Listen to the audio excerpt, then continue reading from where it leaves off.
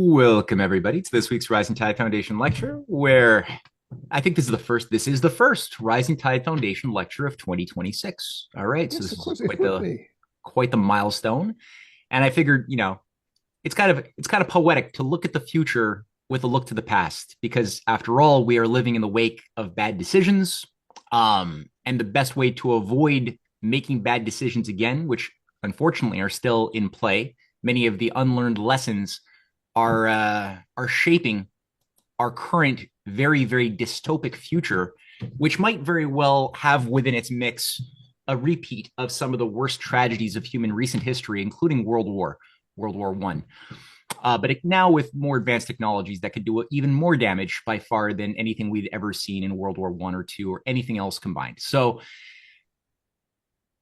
Pelle Taylor has been somebody who has impressed me immensely, and his grasp of history and the battles behind the scenes, the lesser appreciated stories that have been obscured, from which we could learn a lot about navigating our present and future circumstances, is very sharp. So when he pitched this concept of doing a class on the hidden history of World War One, and specifically the British Imperial shenanigans, manipulations to keep that war going, to launch it and to keep it going unnecessarily. It's a war that confounds even many expert scholars today who I've not seen any proper satisfying reason why World War One happened. I've not heard anybody give me a proper satisfying reason why that war had to happen. But Pele has got his fingers on the pulse. And so, like usual, after Pele, who, by the way, if you haven't looked at his books, links to Pele's books, his website, all of that's going to be in the description box. His movies as well are very interesting. So that'll be in the description box with as soon as this goes on YouTube. But Pele, after he does the original or his main presentation, we're going to open up like usual for a dialogue with the audience. So just put your names in the chat box. And otherwise, Pele, the stage is all yours. Thank you so much. Well, Happy New Year to all of you.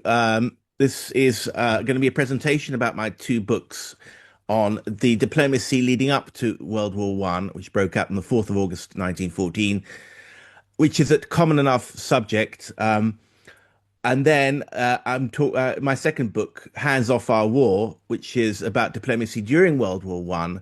Now, we think of World War One as being the trenches of Passchendaele and the Somme, Passchendaele being very much a Canadian issue. Matt's based in Canada, and I don't know how many of you in the audience are Canadian, but I might be treading on some toes in these presentations because I think that what sets the Canadians apart in their self-identity from the Americans is to some extent the British connection, and the British connection forged partly in World War One, where Canada played a very big and noble role. And I'm just going to read that little poem by John McCrae, which you're probably all familiar with, which is probably re-spoken every November 11th, which I think you celebrate in Canada as much as in the UK. In Flanders fields the poppies blow, between the crosses row on row, that mark our place, and in the sky the larks still bravely singing fly. Scarce heard amid the guns below, we are the dead, short days ago we lived, felt dawn, saw sunset glow, loved and were loved, and now we lie in Flanders fields. That's a very emotional poem. It's about if you've been to the battlefields of northern France and Belgium, you'll see these immaculately preserved graves of the Commonwealth War Graves Commission, which I think includes the Canadian war graves, and they're perfectly preserved. And walking, if you're sort of a North European kind of or Anglophone, it's a one of the most emotional things that can happen. I mean, whether you're for or against war, most people are against war, uh, and they're perfectly preserved, and they are rows and rows of them remind us of the enormous death toll of World War One. I think that if you walk past the Cenotaph, which is in Whitehall, the central government street in London, there's a memorial stone to the war. It would take soldiers marching 10 abreast, 3 days of non-stop marching, if the dead corpses marched through in a parade there. So it actually, in British memory and perhaps Canadian, it's actually much more significant event in the sort of deep memory of the British than World War II. World War II has a kind of American feel to it, if you like, or Russian feel. It's kind of gung ho. It's about technology. It sort of betokens a new century and a new way of life, a new world. Whereas in a way, World War One is kind of deeply emotive and so deeply tragic. Because whereas World War II was seen as the necessary war against evil Hitler, uh, and that view still persists. We're still living in that world where we fight new Hitlers all the time, and wrongly in my view. I mean, they're not Hitlers, but we always evoke. We're still living, or we're just cracking out of it, I guess. The World War II paradigm, the good war that the Allies fought against total evil. But World War One is a much more ambiguous event, and people feel that even if they don't know the details. There's a feeling that whole generation died in the Flanders and French mud. For what point? How many novels were unwritten? How many technological inventions were never made? How many lives unlived as these teenage boys died, all shouting for mummy, whatever language they were speaking? And once you start delving into this and reading the poems, there's a huge stack of war poetry talking about the war's pointlessness, and watching documentaries and so on. You can sort of turn it into a subject of great passion. And I came onto the subject because I'm half Swedish, although I'm mostly British by culture, but my mother's Swedish, and I'm in Sweden at the moment for another reason, because my girlfriend's Swedish. And there's a lack of history about Sweden, although it's one of the world's oldest nation states, because it's been at peace. Although the Swedes seem to be very rapidly wanting a war with Russia, the kind of compensation complex they have. But there's almost no awareness of there's some awareness of World War II, where the Swedes did save some Jews, but Sweden was neutral in World War II. But no one knows almost anything about World War One. So when 11th of November rolled around one year, and I remember in a maudlin way walking around Primrose Hill in central London and seeing the leaves falling from the trees and all that, wearing a poppy as everyone does, and that feeling of sadness, which because there's a kind of non-stop coverage and talk about on television of Remembrance Sunday. I asked some Swedes around me, my neighbors, if they had any idea what it was about, and they said, "Well, what's today about?" And they said, "Well, maybe is it the semi-finals for the Eurovision Song Contest?"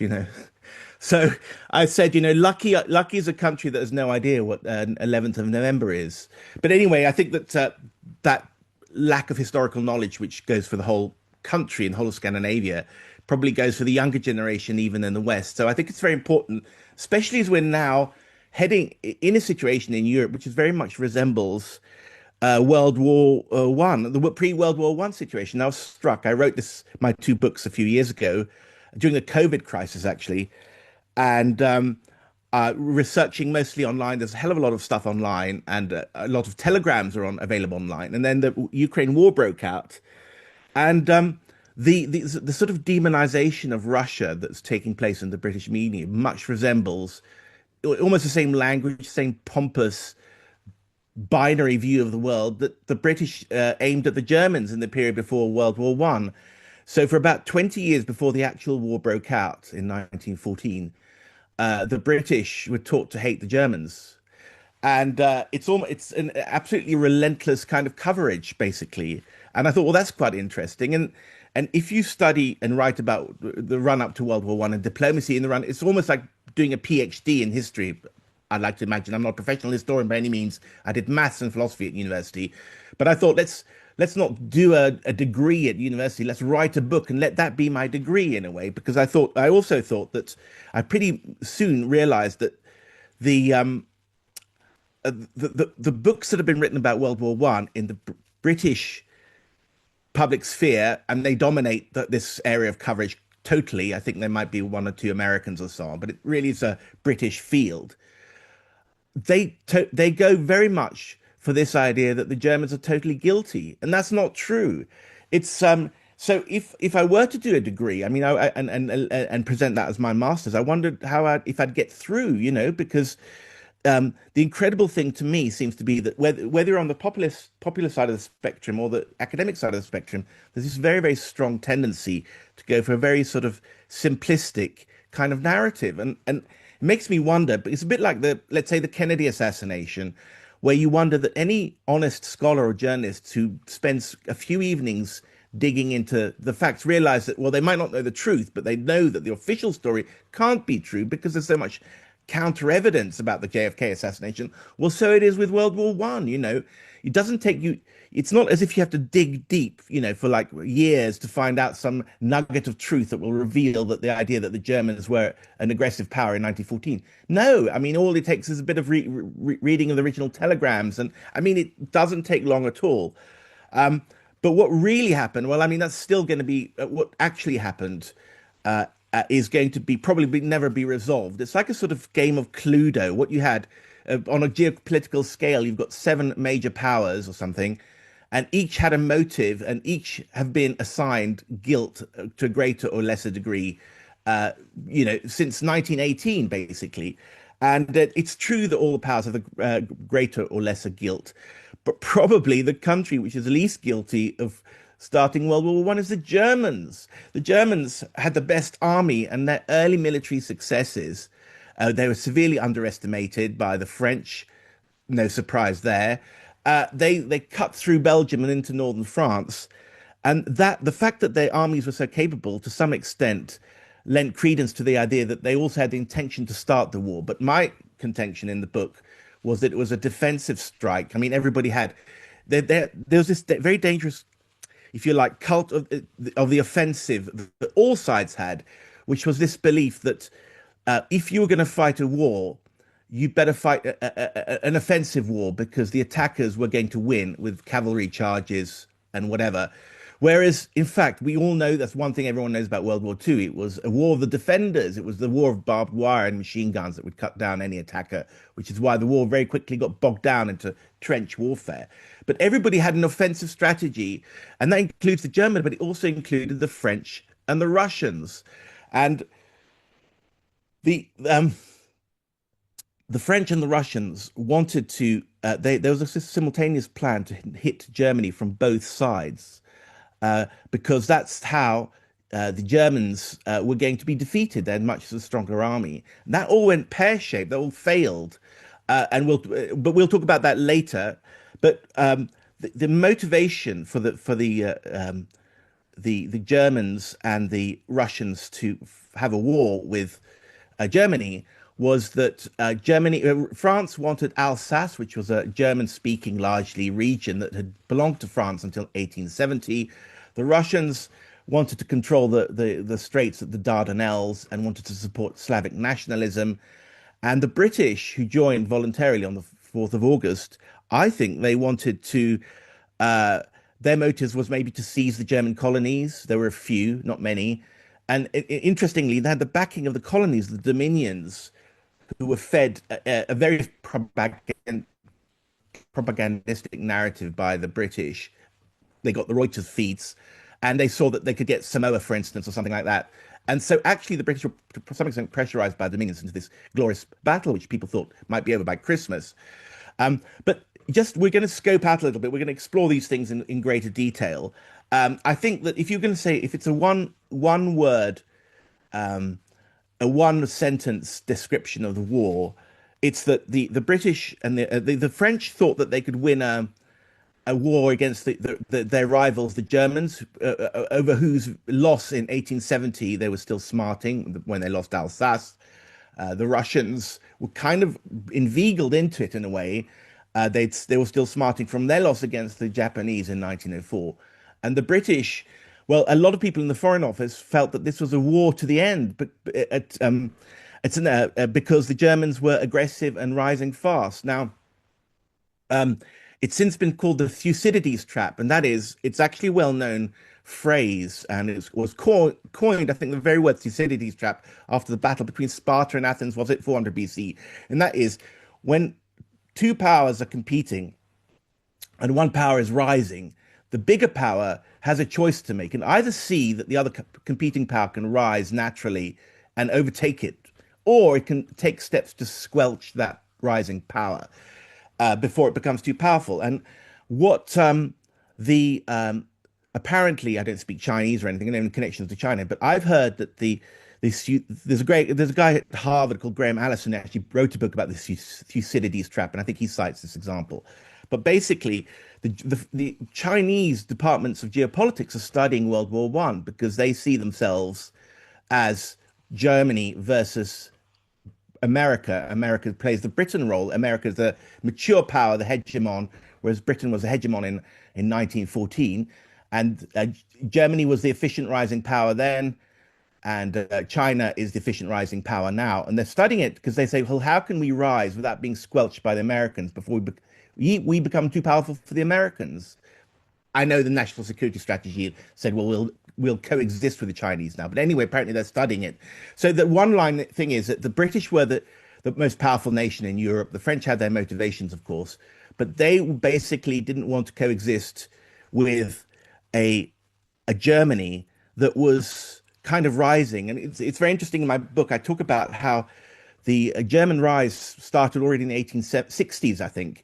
We've got Prince Albert, who married Queen Victoria, and there's a famous monument of him in London. He was German speaking, and he spoke German to Queen Victoria. She had German roots as well. And he was saying, you British, you've got to catch up because our people are growing faster than you are. I mean, Germany industrialized generations later, but they had a much more professional approach to it. They were rising fast. They had a very good education system. They had far more universities than the British had. And they had a far more industrious and intellectual attitude towards progress, whereas the British were kind of, I don't know, you could summarize it as being sort of lazy fox hunters versus the sort of, nerdy German. And it's interesting that I think, I mean, I don't want to emphasize too much, but I mean, it played a role that in the sort of pantheon of the British enemies, it was very much this idea that the British were a nation of gentlemen, people at leisure, enjoyed liberty and so on. And then the Germans were these hardworking busy bees, like the sort of people who succeeded and got their first class degrees at universities, which the ex-public school boys who ran Britain hadn't even attended because they'd gone to Sandhurst instead. So it was that kind of resentment. And it's quite interesting that, in a way, there were a lot of Jews working in London after the turn of the century, a lot of German Jews and a lot of Germans who are not Jews. But in a way, in the British pantheon, Jews and Germans occupied the same box because they were both hardworking, they were slightly outsiders, and they were not quite trustworthy. So that's an interesting point, that the Germans and the Jews were kind of boxed in the same category. Anyway, the Germans were rising fast. Prince Albert was warning about this. And Queen Victoria, interesting, I'll just tell a little anecdote. Her son was the later Edward VII, Edward, Prince of Wales, Bertie, who, rather than study German, as his father told him to do, and study the sciences, which the Germans were excelling at, he became a sort of a gourmand and a pleasure seeker, and was a visitor to the brothels of Paris. He gave his girlfriend Cora Pearl. There's a kind of strange love seat, which I think is one in a museum somewhere, where his enormous weight could be borne by the seat, and then he could make love to this prostitute. And so he was very much into gambling and horse racing.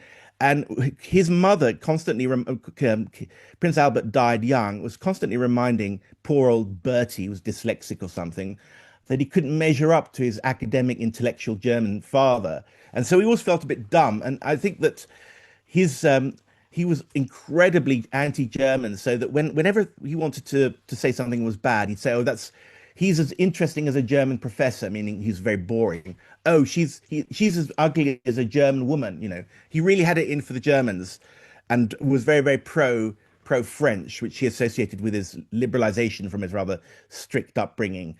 And there was a lot of resentment also towards his nephew, which was the Kaiser Wilhelm, who worshipped his grandmother, Queen Victoria, because he had an English mother, and was very much liked by Queen Victoria for being an abstemious person. He was loyal to his rather plain wife, was quite interested in ideas, as many Germans are, whereas, Prince Edward, later King Edward, was kind of lackadaisical, but very sociable and very socially skilled.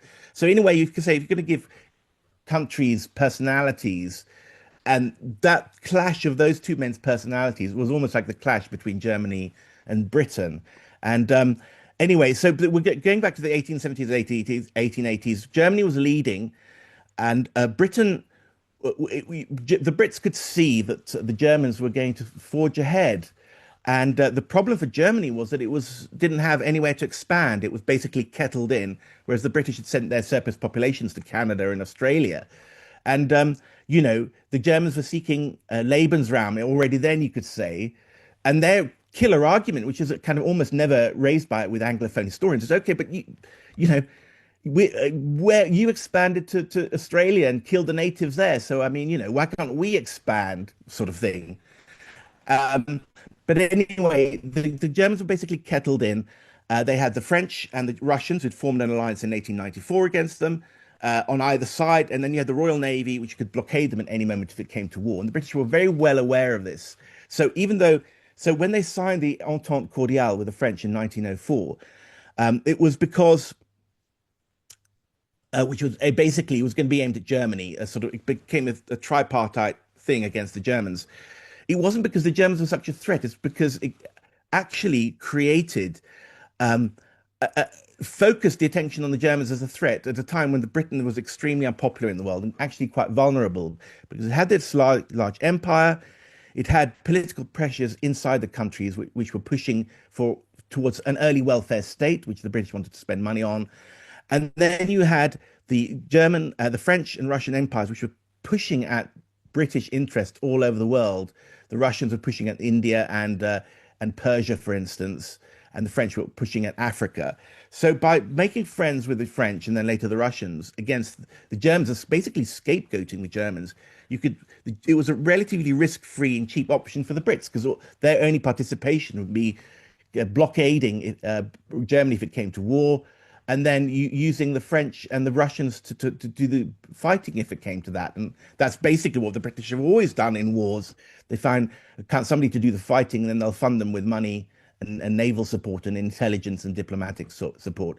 Sort of a bit like the Ukrainians today, you might say.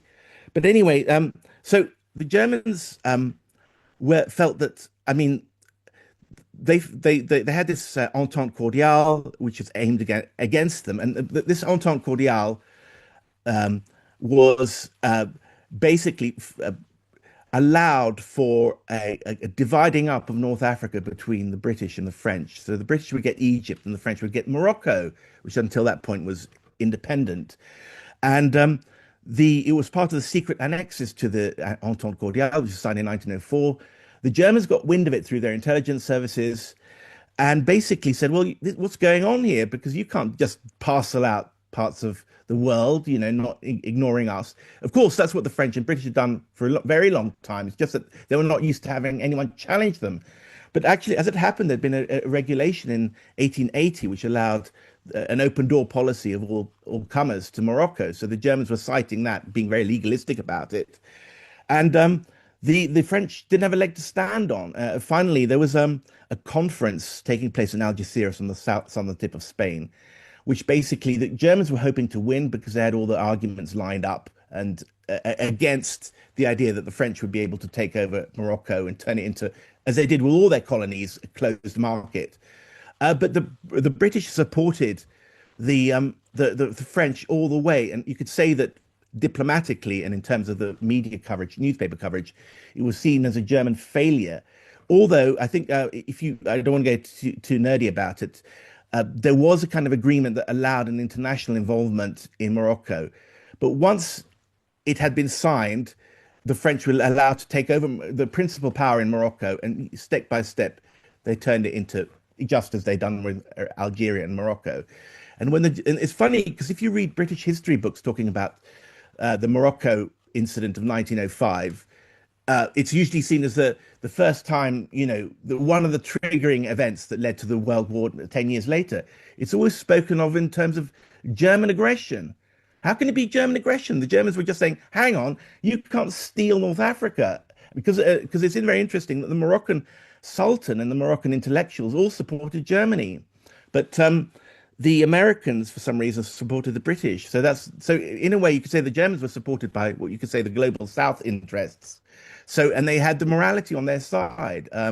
But if you pick up any Max Hastings book or anything, it's like the Germans were showing their appetite for aggression, by, but it's like, well, yeah, but they're just challenging according to their rights. I mean, they were not particularly aggressive, and as everything, I mean, everything framed by the British and the French are kind of terrible twins at this imperial game. Is that if the British do something, it's all right, because the British are good guys, and if anyone else does something, it's bad because, well, they're not British, and they're not good guys. So, you know, don't forget that in the 30, when it later came to war and German aggression was spoken of, um, it was said that the Germans were expanding aggressively as they'd started doing since the beginning of Kaiser's reign in 1889. Well, that's not true. The Kaiser hadn't fought a single battle ever since until the 4th of August 1914. He was not a warmonger. He could have defeated the French in 1905 because he had a much stronger army and Russia was still out of the game because of the Russo-Japanese War. He once said the balance of power in Europe it is I, and he was correct. He had a powerful army and he didn't invade anyone. He was a man of peace. But it was like this. The British had seized colonies all over the world. They were doing their dirty tricks in North Africa, as they were going to do in Persia in 1907. They'd killed thousands of Tibetans in 1904 in the Young Husband expedition. But when the Germans did anything, it was called German aggression. Even they said, even if they didn't fight a war, I think the British fought 10 wars, was it, between the period of 1870 to 1904 or something? And they said, I mean, we're still living in this incredible Anglophone cultural domination, which says that basically World War One was the first big bad war of those evil Germans, and then came Hitler, and but the Germans were kind of genetically disposed to aggression all before that, ignoring the fact that, as I said, the British had already conquered a worldwide empire and were kind of maybe feeling a bit guilty about it. Anyway, what you had was in 19 after the Moroccan incident of 1905, the British used that victory to sort of burnish their credentials as a good ally to have, to get on side with the Russians, who'd been obviously the classic British imperial enemy for decades, and they signed an entente with them in 1907. And that basically what they were doing was that they were trying to they did not want the Russians, who were still smarting after their defeat against the Japanese, to be engaged in Asia at all, because that would encroach on the British Empire. What they said was, come back to Europe and show your interest in Europe. So it was in the British interest to basically confront the Austria-Hungary, which was the power of southeastern Europe, where they could challenge each other and be confronted with the Austrians, who were an ally of Germany, by Russian new interests. So the Russians was tempted with this idea that they could become a great power over the Slavdom in the southeastern Europe. Now, southeastern Europe, the Balkans, was partly it was a mishmash of nationalities, some Slavic, some not. Some areas were part of the Austro-Hungarian Empire, and some areas were part of the Ottoman Empire, and some were kind of semi-independent or independent. So you had Romania was independent, Serbia was independent, I think Bulgaria was independent, Greece was independent.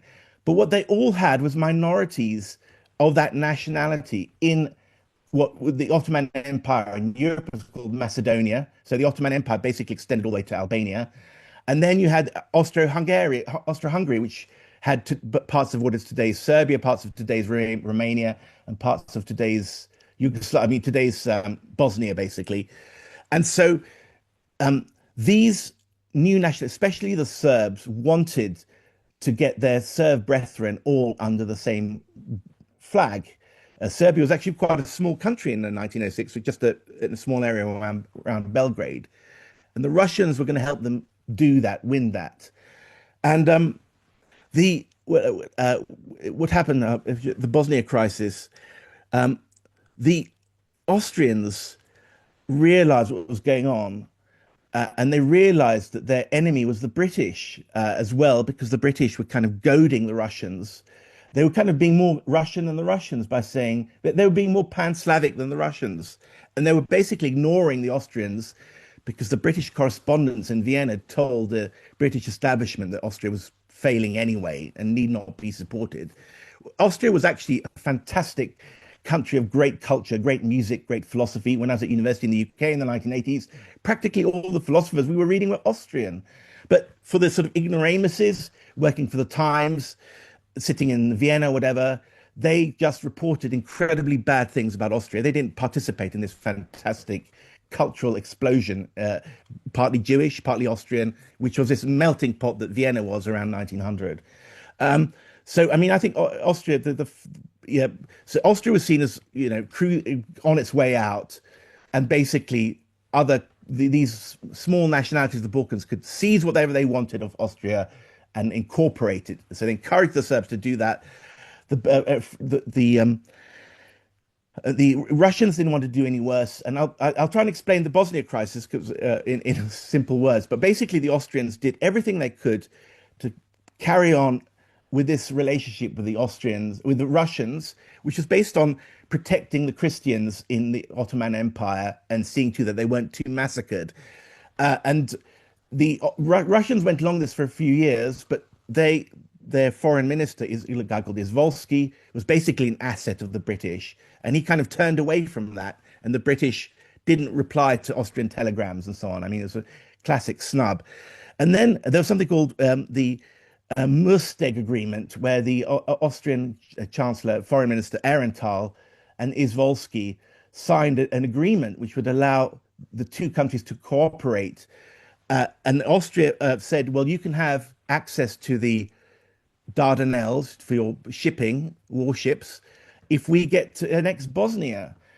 And the Brits had already promised access to the Straits as part of their discussions with Russia over the Triple Entente the year before. So the Russians thought, well, we've already got the British green light, we'll get the Austrian green light, and that's Bob's your uncle. We're happy about that.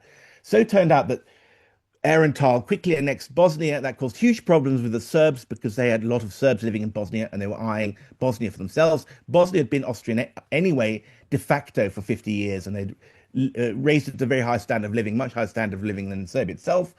But the poor old Izvolsky went to London, and he wasn't given his green light anymore to get the Strait. So the British did basically a gotcha against the Austrians because they knew what the Austrians had told them what they were going to do with the Russians. And basically, Izvolsky is a very vain man, didn't get his deal. And so he rapidly compensated for this. So he was humiliated by the Russian press by turning himself into an enemy of Austria, sworn enemy of Austria, and sworn friend of Pan-Slavism in the Balkans.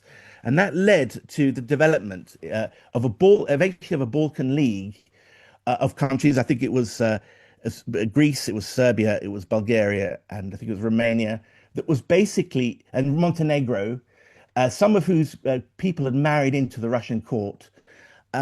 Basically, they used these countries as a means to take out the Ottoman Empire, which was even weaker than Austria.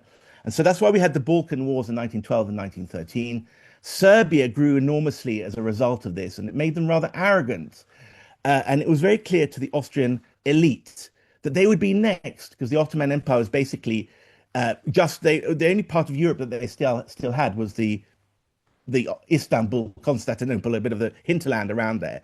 But basically, they'd lost all that to these feral nation states of the Balkans, and Austria knew that it would be next. And they actually had the weakest army in Europe, and they were more into artistry, and they're slightly corrupt and so on. And they had a very feeble army. And the Germans were constantly frustrated. It's interesting. The British tended to see Austria as just a cat's paw of Germany. So whatever Austria did was on German orders. So when Austria promised something, it was part of the German evil plan to conquer the Balkans. The Austrians were desperate to be free of their somewhat overbearing big brother, the Germans. And they were basically at a loss because the Germans did not want to go to war against Russia. They did not want to support Germany. They said, well, why can't you be friends with the Serbs? And the Austrians said, well, the Serbs don't want to be friends with us. And what happened from the year 1908 or so is that the Serbs, with Russian support, we don't know, sponsored basically terrorist attacks in Bosnia. They shot at governors, they bribed politicians.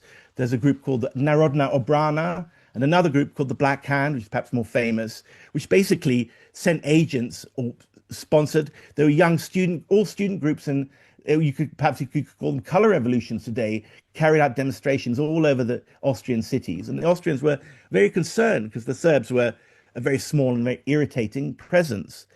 Now, to go back to the lead up to the World War was basically on two fronts. One was in Eastern Europe, and then it switches back to Western Europe. So we got 1911, this Moroccan crisis re-erupts because the Germans have had enough of the French expansion, this salami slicing tactic.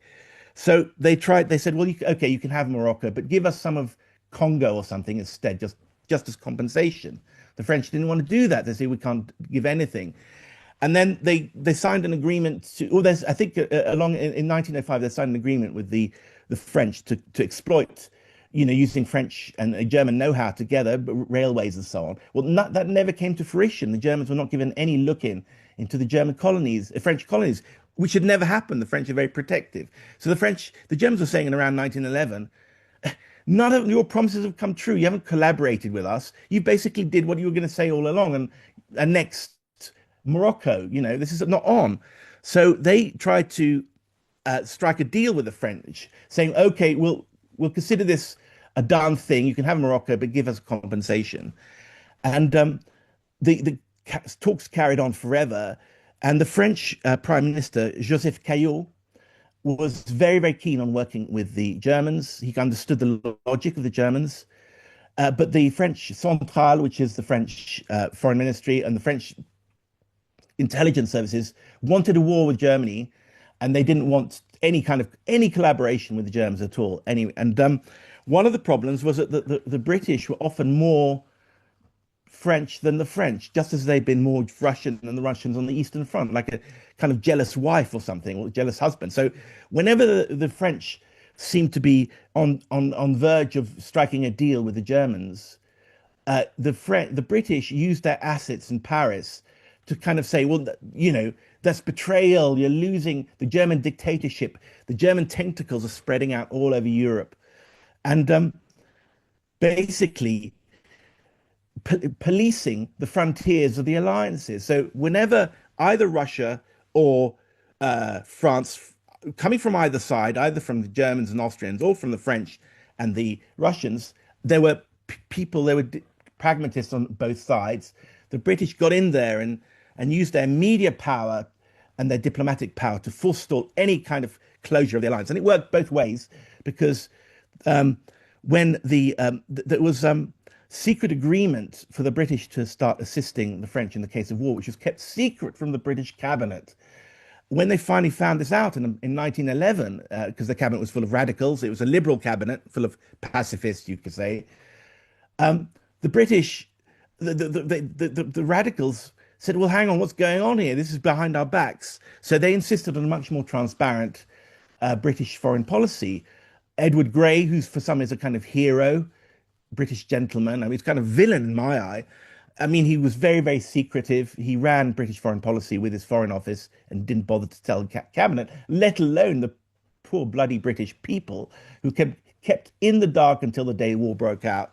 Anyway, he was forced by the cabinet to at least start conversations with the Germans, so that he sent a few German-speaking experts and cabinet ministers. So don't forget that German was a very much spoken language in those days because of the importance of German science. So they found, I think, two cabinet ministers were spoke German. Was it Haldane? Haldane went across and talked to the Germans, and there was kind of the beginning of the end for some people of this, Cold War between the Germans and the British, and that very much but worried the French. So in a way, I think in 1912, when these negotiations started, the French actually started their plans for starting World War One, and they did that by introducing a 3-year conscription law rather than 2 years, which was very expensive. They started paying. The French banks were very rich because they didn't have a big internal market, so they started paying for the Russians to double track their railway to the German border because they're Russian Poland. They gave a lot of training to the Serb intelligence, Serb generals, Serb officers. They're all trained at Saint-Cyr in Paris, and basically in the same way that America today trains, is it called the School of the Americas, to tie the military establishments of those eastern countries closer to France. And Poincaré, who had been born in, who was a Lorraine, Alsace-Lorraine was the provinces that the Germans had taken in 1870. You know, speak of it never, dream of it always was his motto. In other words, his life mission, this little tendentious little lawyer man, was to get those provinces back, you know, whatever the cost. And when he had the British on side, this rather Francophile British establishment, um, and the Russians on side, and maybe even the Serbs on side, it, France was in a much more powerful position than it ever had been and probably ever would be. For instance, in 1870, when it had lost the war against the Prussians, France didn't have any international support. But now everyone knew the power of the Royal Navy to blockade the Germans and the financial power of the British, and the Russians had millions and millions of peasants that could be used as cannon fodder. So the French were very cognizant of the fragility of their position or the temporary status. They didn't know how long it was going to last. So they extended the 3 year they rejigged their strategy for an offensive strategy, stratégie à l'outrance, which has basically meant attacking into Germany, not sitting up in the Belgian border, but actually on the border with Alsace.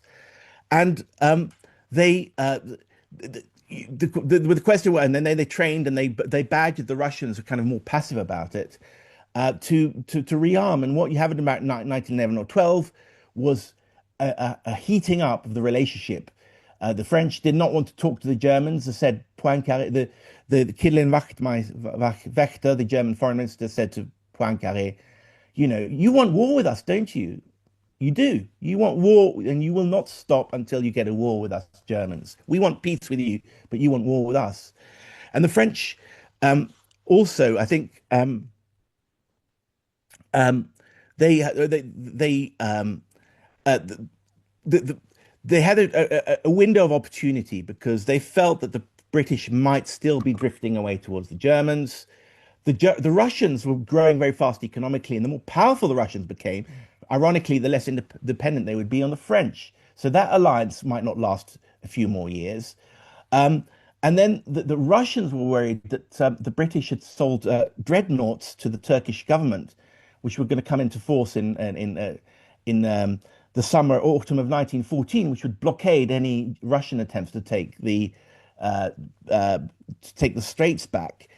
And the French, I'm sort of fast forwarding to 1914, they had a very, very strong left-wing pacifist movement led by Jean Jaurès, who was the head of the French socialists.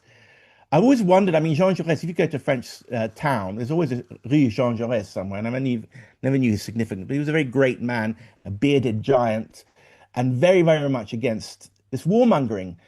And he and Caillaux won the elections of the spring of 1914.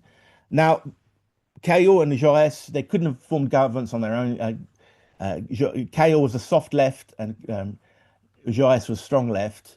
But if they could get together, they could form a government, and that government would not go to war with Germany. So the warmongers in France had a window of opportunity because the complicating fact is that Caillaux's wife had murdered a French journalist and became known as the Caillaux affair because he'd been publishing scurrilous stuff about Caillaux's lovers. So she took a little pistol and turned up at his office and shot him. And actually, when World War One was kind of on the brink, the French newspapers weren't talking about the dangers of what's going on in Southeast Europe. They're talking about the Caillaux affair. So what happened was Caillaux said, well, Jaurès said to Caillaux, if your wife is not convicted, we can form a coalition in the autumn of 1914. And she wasn't convicted. The all-male jury said, well, you know, it's female women are not as rational as men. And she meant to fire at the floor to scare him, and he just happened to be there, and he was killed. I mean, nonsense, of course. You want to kill him, but you know, so I think it was at the 29th of July, 1914. We had a situation where Caillaux could form a government with Jaurès, and if that had happened, we might not have had World War One. So it's very interesting, all these timelines creating windows of opportunity or narrow windows for action. And that leads me to the final theory, which is Oh, and Jaurès was killed, I think, the day before World War One. He was sitting in his cafe in Montmartre and somebody gunned him down. I wouldn't be surprised if it was either French intelligence or Russian intelligence who were working very closely. Anyway, it's this is it, what's been the British historians will very seldom talk about this, but the boys, the seven boys, teenagers, some of them who were formed the assassination team against Franz Ferdinand, which launched World War One.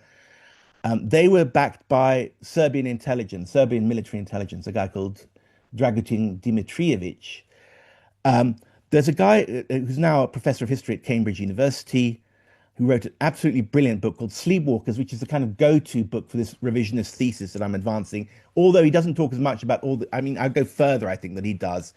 But it's a Yes. very good, credible source he is. Anyway, he talks about the Serbian intelligence supporting these guys because the Serbs wanted to get rid of the Franz Ferdinand, who wanted to integrate Serbia into Austria. And moreover, I mean, one of the reasons why the Serbs had such traction with the Slav minorities was the Slavs were severely underrepresented politically in the Habsburg Empire. It was Austria-Hungary, Austrians, the Germans, and the Hungarians had a lot of political rights, but the Slavs, who formed half the population, didn't.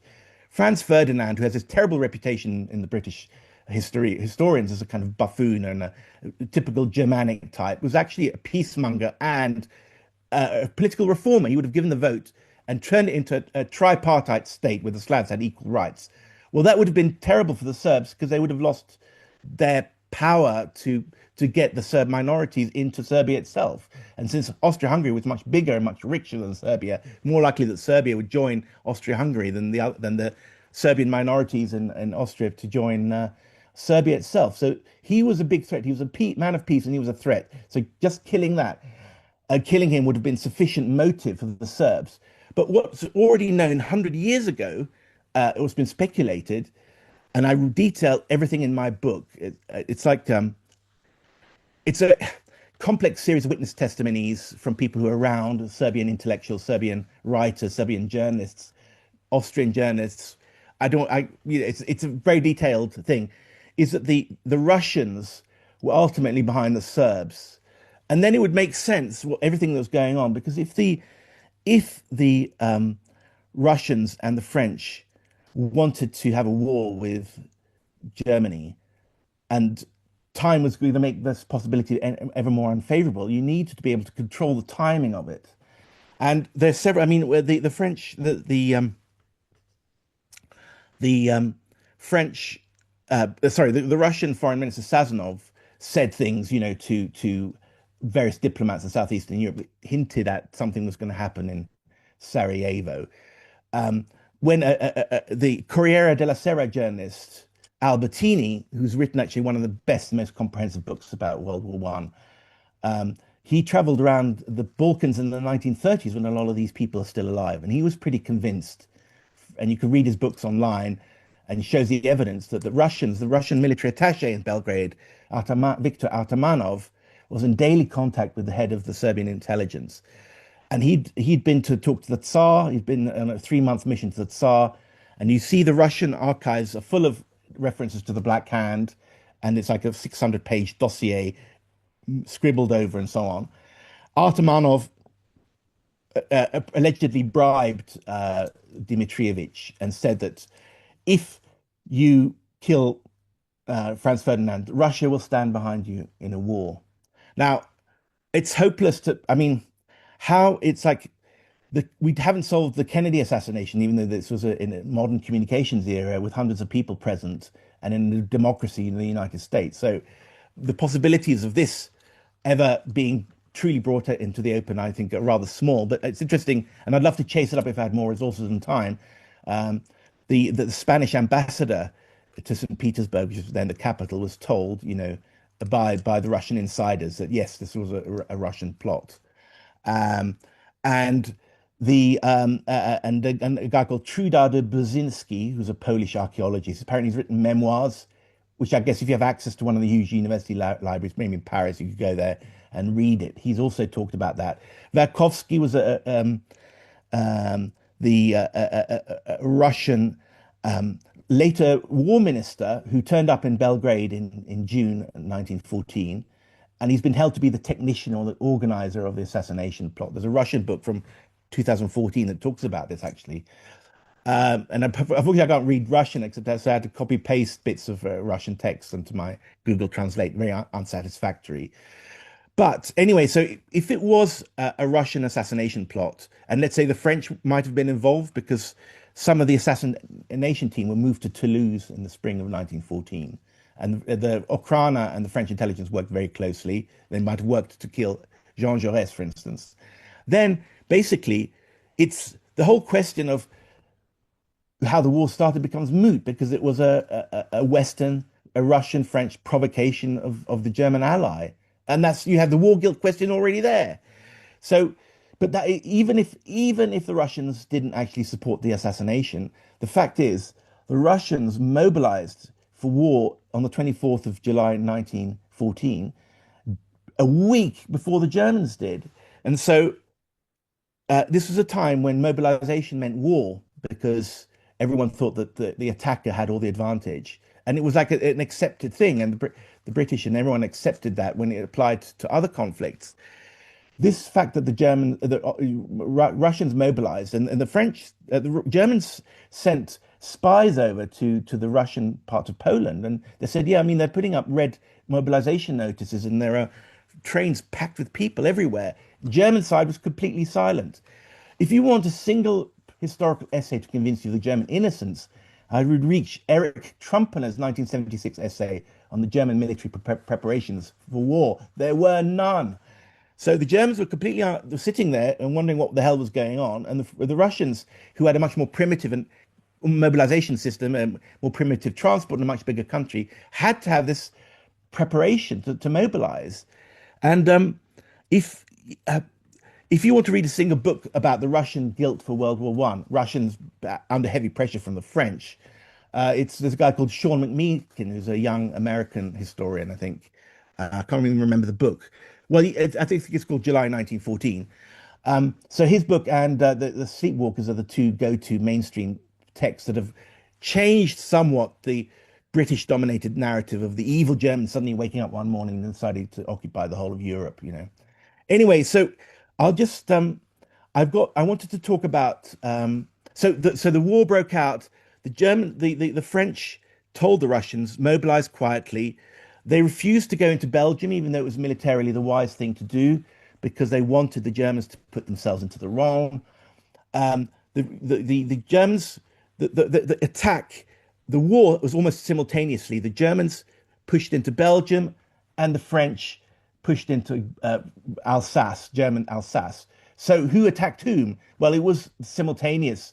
But the thing is, the Germans are so good and the French were so incompetent that it seems the German success was kind of counted against them because they got far into France, almost as far as Paris, whereas the French didn't get anywhere in Alsace. The Russians pushed into East Prussia and they suffered a huge loss in the Battle of Tannenberg. So their plans to be in Berlin by Christmas, which some people talked about, that the idea was that the French were going to hold the 90% of the German army at the borders, and then the Russians, who were supposed allegedly more mobile, were going to march towards Germany. Well, that never happened, and so history was rewritten around the French and Russians' failure, basically. But it's interesting that the Germans attacked on the right flank, and the French attacked on their flank almost simultaneously. See who started, but the French were very wise that to involve the Brits and their sentimental, foolish propagandistic media, you have to stay out of Belgium, which allowed the British, who were kind of bored and confused by all this stuff about the Balkan involvement and everything, to sort of rally around a very simplistic and powerful story, which was plucky little Belgian democracy had been raped by the horrible Bosch. And I mean, it turns out that nearly all those rape stories were untrue. The British press published stories about the babies being bayoneted and corpses being turned into soap. And it's interesting because one of the reasons why a lot of people didn't believe the Holocaust in World War II when it first came out was it so much resembled the atrocities, the false atrocity stories of World War I. There were some, I mean, they did shoot a lot of guerrillas, but far fewer than you think. And anyway, it's always got to be put into context. The British massacred thousands of Tibetans in 1904, an event that everyone's totally forgotten. Uh, the Belgians had massacred millions of Congolese. The false stories of nuns having their hands chopped off was taken from true stories about Congolese slaves having their hands chopped off by Belgians. So much for the plucky little democracy. Anyway, so it became very much a war of the British were rallied to the war very quickly, and it became bogged down. But ultimately, and I won't. I'll pause here, and if we've got time, we could talk about my second book, which talks about the diplomacy during World War One. A lot of people think it's just a war of attrition, but no, it was the diplomacy story is almost as interesting. What's very clear is that the Germans asked for peace on the 4th of August 1914 and never stopped asking for peace from 1914 to 1918. But the British and the French, Poincaré rejected it. Poincaré told colleagues, we'll never have such a good opportunity again. The British said, we can't negotiate with a Prussian pest, has to be eliminated from the surface of the earth. This was weeks before the alleged atrocities took place in Belgian soil. So they'd already had their minds made up by the 20 years of propaganda against Germany. So the British and the French were very dead set against it. And basically, the World War, the diplomacy of World War was all about the British trying to get the Americans into the war through atrocity propaganda and other things, and basically, in the end, deceiving the Americans to do so, partly by provoking the hardliners in Germany to do unlimited submarine warfare. The Germans made a lot of mistakes, but basically, the British were constantly sidelining the doves in Germany, who include the Kaiser himself and the Chancellor, by being so rude and insulting all the time and basically provoking the Germans because they knew they were reading the German codes. They knew exactly the debates that were going on in the German in the German government. So it was just bringing it to the present time. What we've got now is a war in Ukraine with the Russians. Russians were kind of sort of victims of World War One. I mean, they were kind of idiot. They were kind of dragged into it a little bit. But here they're sort of playing the role of Germany in a way. They're more innocent, they're more victimized than victims. And they've got against them those old colonial powers, the British and the French, who think they're more powerful and better than they are, whose single game strategy is to bring the Americans in on some trumped up reason. Anyway, so I'll end there for the moment, and I'll be happy to answer questions. Thank you, Pele. That was a tour de force, man. Thank you. I was just reviewing a couple of Marty's contributions in the chat box, and one of them sparked a memory, an unfortunate memory that I have that I'll share. Back in 2003 or four, before I knew very much about the world, I was starting to get political, and in a way to bond with my an uncle, I gave him a copy of a book that I bought called Paris 1919. And in hindsight, I wish I never did it because he loved this book and it made him super passionate about World War One history. And looking at Marty's comment, it explains why I did, in fact, a lot of damage. It was the wrong kind of passion because it set up a whole slew of false axioms about what caused World War One to happen and what the Paris, the Versailles Treaty was all about. Because the author, as Marty says, Margaret Macmillan, was herself the granddaughter of David Lloyd George. Marty, maybe you could speak a little bit more to that, because you're saying that she's also a very influential figure today, obscuring the true narratives of what actually Pele just went through.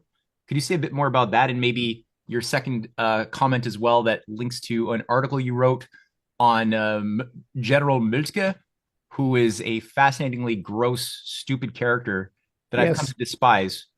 And I didn't know that you wrote about him. But yeah, please say something about those two things. Oh, dear me. You'll have to stop me, Matt, and Pele will too, because we can go on for this forever. First of all, I fully agree with you, Moltke. Unlike his magnificent uncle, who was the great victor in Central Europe in 3 wars in a row in the 1860s, he was a vile, incredibly stupid, contemptible man who pushed endlessly for the war. And then when the war began, didn't even have the nerve to go through with his own bloodbath, had a nervous breakdown. And I discussed this in my article in The Globalist, which was written about 15 years ago, not long before they tried to silence me because, well, that's another story. They wanted Rockefeller money. And they said, you must stop writing things that say the Russians aren't demons. It's exactly a modern version of what Pelle has been talking about and experiencing and has been pointing out and documenting. The demonization of Russia now, just like the demonization of Germany then.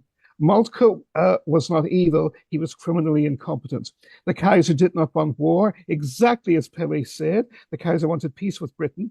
The Kaiser was offered by even the incredibly incompetent British Foreign Secretary, Edward Grey, a man who did not speak French or German, a man who never traveled in Europe, and yet is routinely referred to in every reference book to this day as the greatest British Foreign Secretary of all time because he brought Britain into World War I. More conditioning. And I don't even think you need a secret society or anyone to do this. The British want to do this to themselves.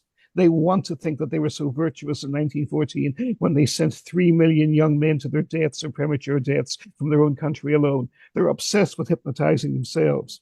But in first, Margaret Macmillan, granddaughter of Lloyd George, most influential modern historian in modern Europe and Canada, Paris 1919, not only did, I've read it, it's a beautifully written book, it's very entertaining. It's one of those books filled with facts and yet a total lie because of the interpretation and because, more importantly, of all the facts it leaves out, all of them. Sets up the Versailles Conference of 1919 as a wonderful democratic triumph, where that's another huge lie. All the tolerance that Pelle rightly documents in the great Central European Habsburg Empire and in Germany was swept away by Lloyd George and by Wilson and by Clemenceau at Versailles in 1919. 5 mini empires were set up, which enslaved all the peoples in them and around them. Poland, which enslaved 9 million Ukrainians, Germans, Jews, and Lithuanians. The Czech state of Masaryk, which enslaved the Slovak people as well as the 3 million Germans of the Sudetenland, and the Slovak people up to World War II. You even find this testimony and eyewitness to this in the novels of Georges Simenon, written in the 1930s.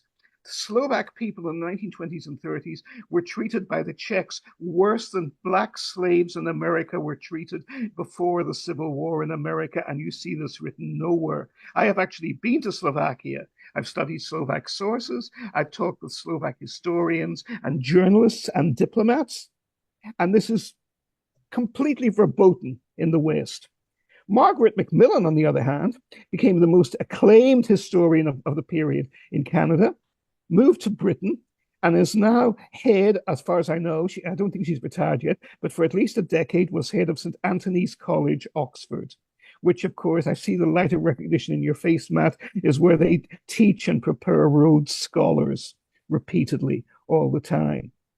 And again, all the more supposedly mainstream historians in Britain, like Max Hastings and others, who I think at a conscious level are honest and honorable people, but they are self-conditioned in this world too. They see nothing beyond it. When I was at Oxford 50 years ago, and I think even to this day, the definitive English language history of biography of Otto von Bismarck was by a writer called Edward Crankshaw. And it's a paean of hatred for Bismarck. He presents Bismarck as being much worse than Hitler, and Hitler as an inevitable consequence of Bismarck. But since then, an American Jewish historian, Jonathan Steinberg, has written an infinitely superior definitive biography in English language, much better ones in German, of course, but even in English, of Bismarck. Bismarck, of course, was the father of Social Security 50 years before FDR introduced it to the United States. He brought in the most successful model for universal health insurance and old age pensions that the world has ever seen, that was successfully copied even in his own time in Scandinavia, which was the British finally caught up with Bismarck 60 years later after World War II, and even then in the welfare state. And even then not as efficiently. America has still not caught up with the generous, financially sound, enlightened social systems that Otto von Bismarck gave to Germany in the 1880s. And you will not find this written anywhere in English language historiography, except in Jonathan Steinberg. And even there, it isn't central for him. But Steinberg at least doesn't try to bury it the way all the rest of them do. It is a total lie. One point I need to add, I mean, I endorse 100% what Pelle has said. And I like you, Pelle, it's a tour de force. I mean, we need to get this out to millions of people, what you have discovered and what you push through. But I will add a further point, and this is only, again, confirmation for you. Serbia was a terrorist state. It became a terrorist state in 1903 when the king and queen of Serbia, as well as the queen's two brothers, were hacked to death with knives by extremist army officers in the cupboard. And the royal family and dynasty of Serbia, the lawful royal family, for over the previous 30 years was exterminated. They were hacked to death in a cupboard, screaming for mercy. The individual who masterminded this and actually took part in hacking the king and queen to death was the same man Pelle identifies 10 years later, Colonel then Captain Dragrutovic, known in history by his code name Apis. He is the same man who led the Black Hand, who ordered the assassination of the Archduke Franz Ferdinand. And when I was taught history in the 1970s, and to this day, even in the 1960s and 70s, it was exactly as Pelle said even then. Franz Ferdinand was taught to me at school, at Oxford, at postgraduate level, as being an evil, drunken, stupid, militarist, evil repressionist buffoon determined to crush the Slavic people. Not only was it all a lie, it was a total inversion of the truth that Pelle has found and documented and given to us. Incidentally, again, the killing was merciless, as was the case with the murder of the royal family of Serbia. The Archduke was murdered with his wife, Sophie. Princip, the young evil little shit who killed them, pumped bullets into Sophie as well as the Archduke. The Archduke was such a monster that his last words to his before he died to his dying wife were, "Sophie, Sophie, please don't die, my love. Live for our children. Live for our children." When Franz Josef, the incredibly stupid emperor at the time, heard of the assassination, his first reaction was delight that Franz Ferdinand, who was much too much of a reformer for the emperor's stupid taste, the emperor wasn't a warmonger, he was just a snob and a stupid git. And he couldn't see beyond that. But the man responsible was the head of the Black Hand, who was also head of Serbian military intelligence at the time, who, as Pelle said, was in close contact with Russian military intelligence. But there is more. I do not believe the links between Russian intelligence and Serbia, and most of all with French military intelligence, were light or casual. They were central. And the war was started not by one assassination plot, but by four of them. Only one of which failed. Of course, Pelle knows exactly what I'm talking about. But for the rest of you, the assassination of Franz Ferdinand was only the second victim. The first victim was a man very familiar to all of us, the great Russian reformer. Oh, and now I have a mental block in his name. Rasputin. No, him too. Stolypin. Yes, exactly. Bless you. Stolypin was murdered in the Kiev Opera House in 1912. And security on him, it's very similar to the pattern of the Rabin and Kennedy assassinations. Security was deliberately lifted so that a useful crackpot could be maneuvered in to shoot him down in Kiev Opera House at the time. All you had to do was lift the security, just like Colonel Fletcher Prouty observed the Kennedy assassination. Once you lift the security, you can find any useful idiot to actually pull the trigger. And that's what they did, because he was totally in favor of peace with Germany and peaceful development of Russia. And that was an anathema to the British warmongers, but most of all to Poincaré and the French warmongers. And also he was trying to do what Alexander II was also martyred for doing. He was trying to clean up what President Kennedy tried to do as well. He was trying to gain political control of the Russian secret state, the Okhrana, and they would not allow it to happen. So that's assassination number one. Then you have the unsuccessful attempt to kill Rasputin in the summer of 1914, assassination attempt number 2. And this is central because even though it fails at the time, Rasputin was determined to avoid war with Germany. Hold that thought, Marty. I'm just thinking, as I'm listening to you speak, you got to do a class on this. Next month. Okay, let's do it. Because I could see a natural composition flowing. Now finish your thought, but then let's yes, and then very much. But yeah. Assassination number 2, Rasputin, and they don't get Rasputin at the time. But when Rasputin is removed from being able to tell, such as was Rasputin's influence and power, and again, Rasputin was not a Satanist. He had real mental powers, which meant people thought he was a Satanist. But this is documented, others do. And he was a slob. He liked to sleep around a lot with ladies, but only with consenting adults. He didn't go for boys. Most of all, he didn't go for kids. He was in his own way, within his rather wider limits, he was a moral man. And he was determined that the catastrophe of World War and war with Germany be avoided. And the Tsar could be easily maneuvered into war only if Rasputin was removed, which he was. And when they finally get him in 1916, British intelligence is hugely implicated in the deed. And the man who masterminds the actual murder in 1916, Prince Yusupov, spends the next 40 years living in peace and prosperity. Where does the prosperity come from? An interesting question. In New York City, in Manhattan, protected by British and American financial interests after 1916. But the removal, the third assassination Pelle has put into context, and I never realized the full significance of it till you pointed it out to me, Pelle. And that, of course, is the Jaurès assassination in Paris in 1914. And that has Deuxième Bureau fingerprints written all over it as well. So we're not just looking at some individual little crackpot pulling a trigger and getting lucky in Sarajevo. And why, for that matter, well, I don't know the answer to this. Perhaps you do, Pelle, but it's a question we should all look to. Why, who made the decision that the Archduke Franz Ferdinand should go to Sarajevo? And who made the decision that President Kennedy needed to visit Dallas on November the 22nd, 1963? Because you are maneuvering your victims into the killing zone. You are maneuvering your victims if you're into the killing zone. Asking me, I actually thought it was Chern. I thought it was the Austrian side. I mean, it was often said that it's a common conspiracy theory that he was killed by the Austrian army to create a casus belli against the Serbs. So, but Oskar Czernin, who was the governor of Austria, governor of Serbia, governor of Bosnia, Austrian, was sitting in the same carriage, same car as Franz Ferdinand. So would he have consented to a plot where he was likely to be a collateral victim because they lobbed bombs, into the carriage? Well, and actually, if I may, a parallel there, he wouldn't have known. He wouldn't have known. He would have been a patsy too, because we see a parallel here with the Kennedy assassination.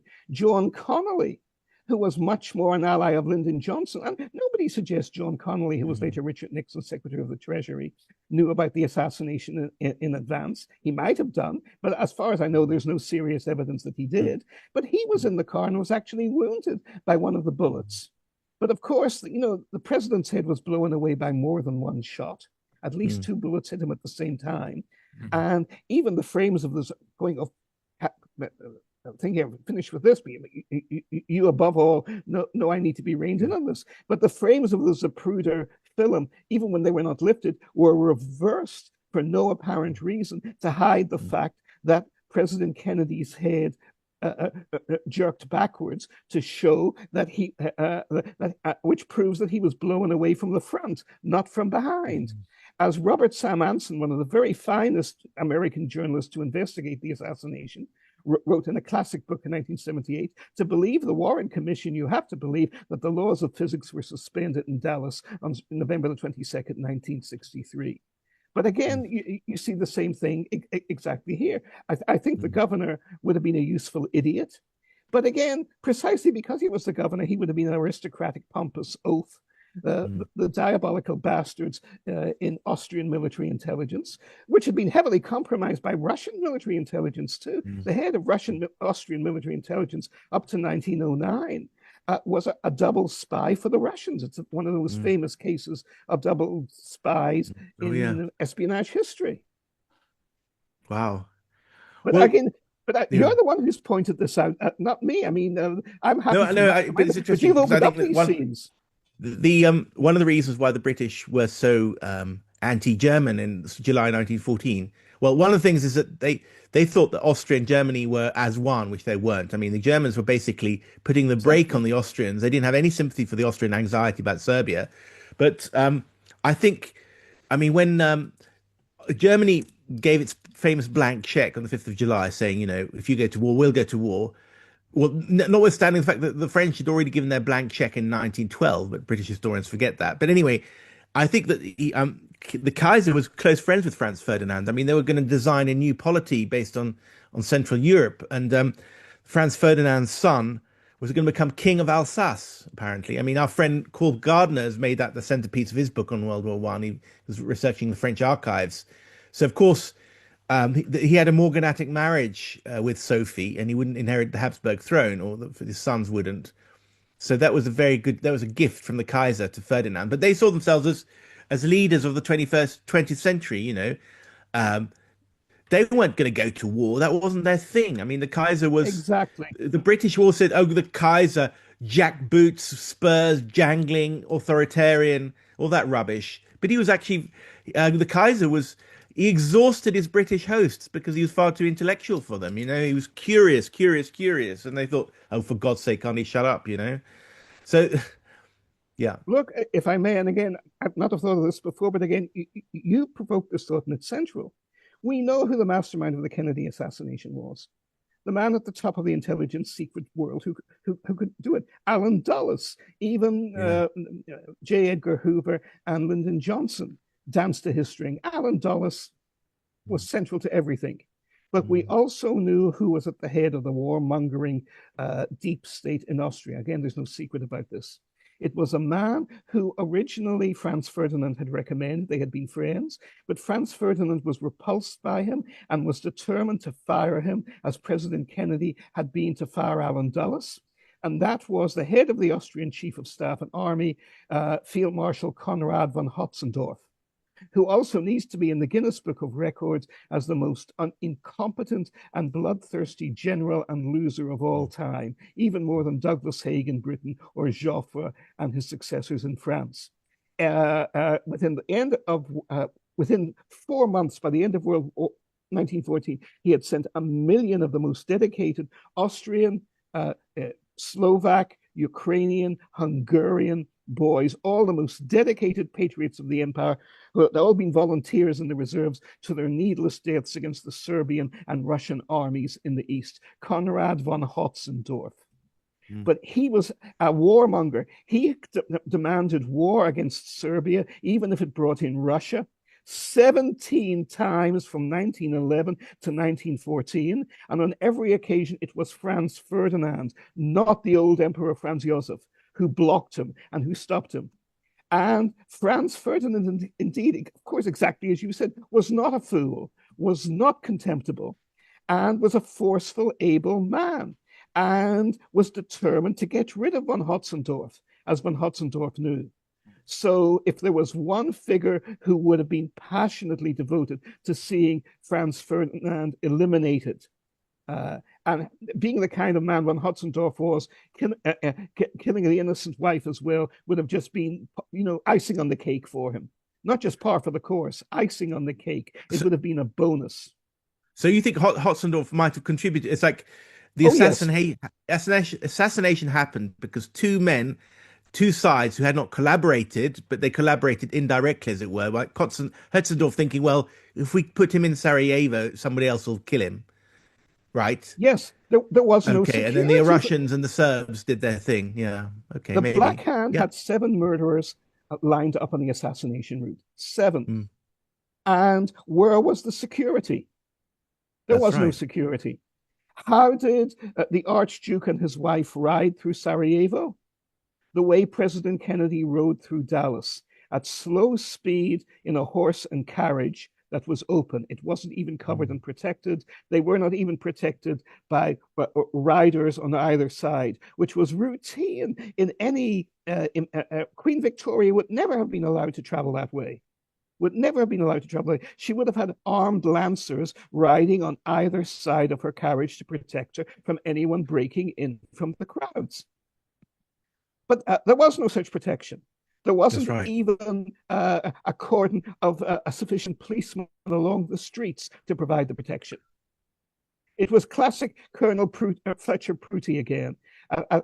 Cynthia has pointed out on the assassinations of the 60s. And as we actually saw with the assassination of America's shogun in Japan, I think it was Mr. Nakasone, the prime minister who dominated the, in recent years in Japan, who after stepping down was stabbed to death by a crackpot who conveniently was a member of the pro-American Unification Church at the time.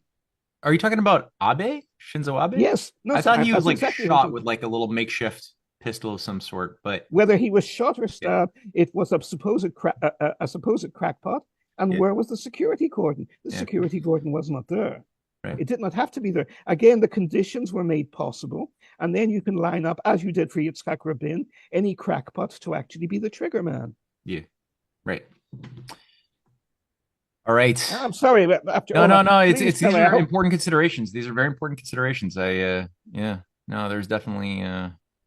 But Pelle, this is masterful because what you are doing is, and I'm a great admirer of Clark and McMeekin as you are. But just to finish with this point, they are historians and they are magnificent, but they are also tactful historians. And this is a subject where too much tact blurs the impact because people are conditioned, as you have pointed out, by 100 years of lies. You are providing the intellectual sledgehammer we need to break down these lies so people can see what actually happened. Well, could I just say something, Matt? Or you want to go? I'll just say something about these two guys. Is it? I'm surprised. Where are the historians in the whole debate about Ukraine? And because some people have said, drawn comparisons. We're not in a world. It's not Munich 1938. It's not Hitler, but we're in a World War I situation of competing powers, and we might be drawn into a war.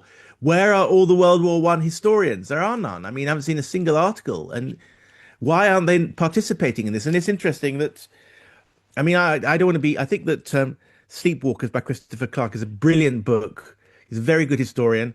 And it's the standard, it's one I recommend when I say read my books by all means. But I mean, he's a professor at Cambridge and he got the top professorship at Cambridge in history on the back of that book. And a cynic in me thinks, well, maybe he doesn't want to kind of rock the boat too much, I mean, he can't sort of bite the hand that feeds him by vomiting all over the British establishment, So maybe he's quite cautious in his conclusions, and maybe. But I'm not a historian. I'm a journalist, and we can be a little bit more polemical, and I think the story needs to be brought out perhaps a bit more. They've got their job, and we've got ours. So they all hedge a little bit. But I'm really surprised. I mean, I when I had a TNT show, I invited 5 or 6 of the top World War I historians on, and I thought, well, I didn't get them where I wanted them. They didn't say the things I wanted them to.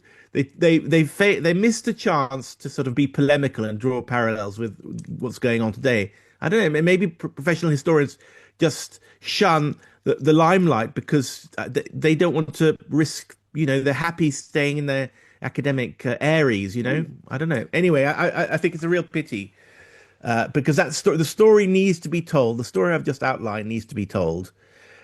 And it comes back to but it's interesting, Matt. I'll just say this again: the reason why the Americans didn't want to go into World War II and the isolationist movement was so strong in America, Lindbergh and so on in the 1930s, was because 2 or 3 American historians wrote classic books outlining in very broad out terms what I've just told you. Spent the last hour. There's a guy called Sidney Fay, a guy called Harry Barnes. Sidney Fay was the president of the American Historical Association. So again, he's not some kind of loony, a peripheral guy. And so I just say, and the Germans, of course, have published Germany is Innocent type books. The French, a guy called Albert Fabre-Luce wrote a brilliant book on how the French were guilty. So all the major powers, the Russians, I can't remember. The Russians never cared that much about World War One because they thought, well, that's the Tsar and we're communists. It's not our problem. And that perhaps they felt that they were guilty, so they didn't want to dig into their own guilt. But anyway, the French, obviously the Germans, and the Americans had a big reckoning with you know, the sort of a standard narrative of 1921. So by the 30s, I'd say the standard narrative was actually the Allies were pretty guilty of this. The Allies, the all lies, as the Germans call them, that's all the Allies do, tell lies, all lies. So the Germans, the Americans didn't want to join World War II because they said it's the Brits again dragging us into war. They want to pull our chestnuts out. They want us to pull their chestnuts out of the fire, just as happened in World War II. We're not going to do it.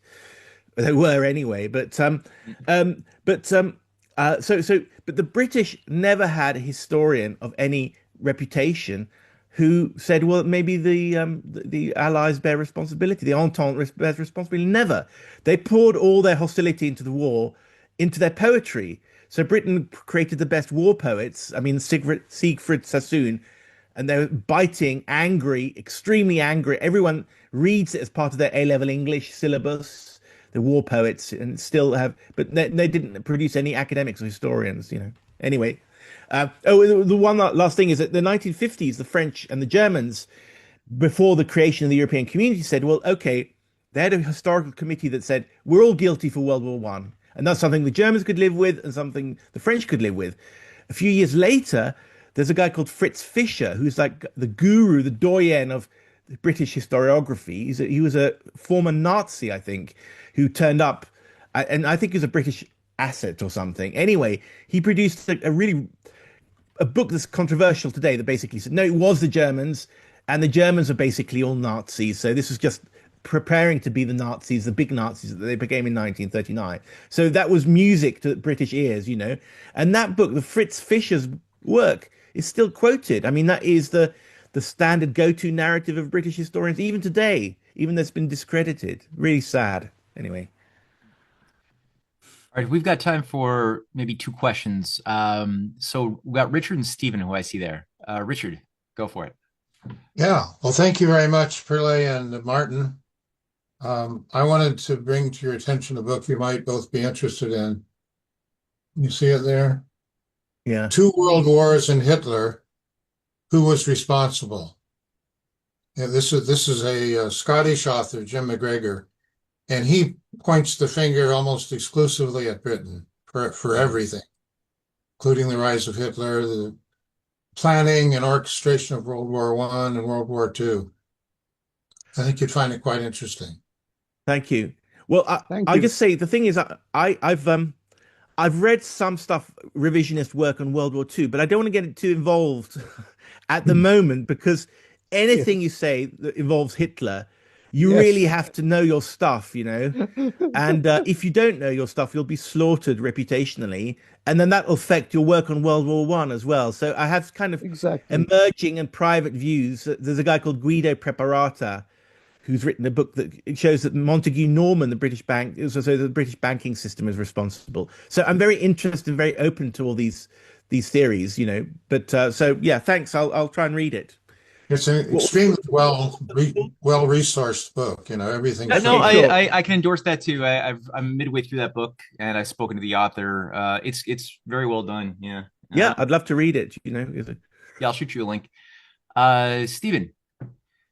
Okay, thanks very much, Pelle. And I have not been coordinating with Richard, but I just threw a link to that author's book on World War One, which is kind of based on Carol Quigley's revelations and kind of informs my view of things. I want to go back to your comments on kind of the French influence of the Russian involvement in the assassination of Archduke Ferdinand, if I will. Based on kind of the Quigley view of things, the understanding that Trotsky was probably a British agent, that the City of London was behind the Bolshevik Revolution, maybe even dialing backwards to hidden City of London involvement or British involvement in the French Revolution and how that was perverted. It didn't turn into the American Revolution. Do you discern a possible City of London hand in the French-Russian dimension to Archduke Ferdinand?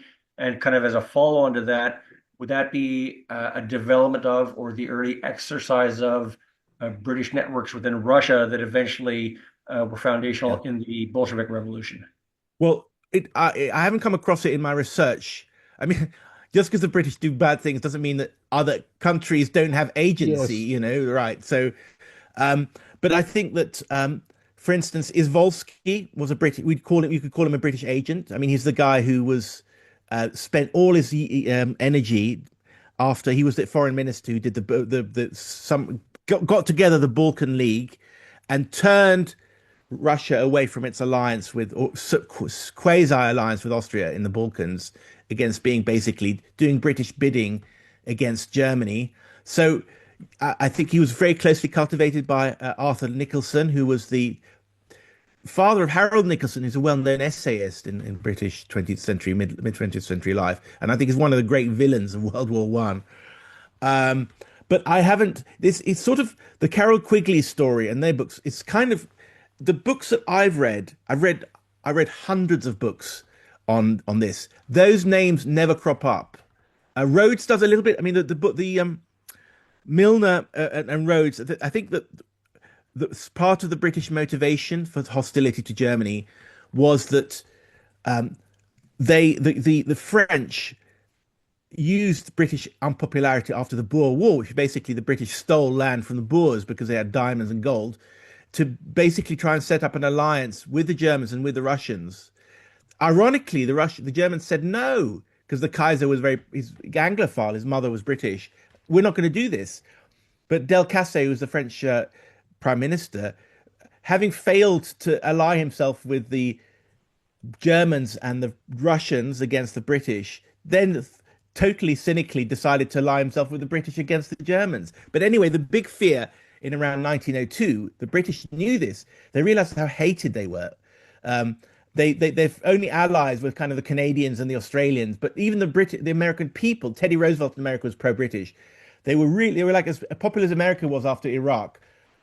There was a very conscious thing. The demonization of Germany was very much, oh, look at them, the Germans are the bad guys, them, as a way to break up any or forestall any potential pan-European alliance, which the French were busy trying to get against the British. So if you isolate the Germans and get everyone to hate the Germans, partly by stoking French desire to get Alsace back, and partly by stoking Russian, there's a lot of resentment in Russia against the Germans. You know, there's a class thing because the Germans ran a lot of the businesses, and they were the kind of intellectual and political elite, I suppose.